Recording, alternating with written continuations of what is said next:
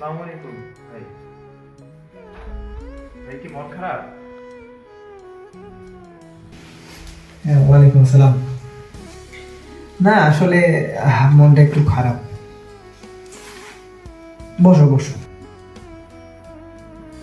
ধন্যবাদ।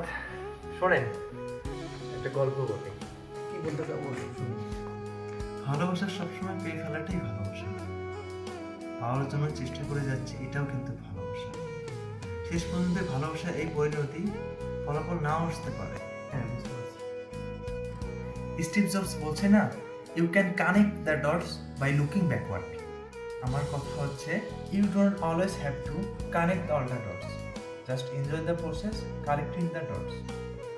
আমরা কানেক্ট করার কথা বলি, কিন্তু কালেক্ট করার কথা বলি না। লাইফে ওই কালেকশনগুলোও কিন্তু খুব ইম্পর্টেন্ট। ওকে।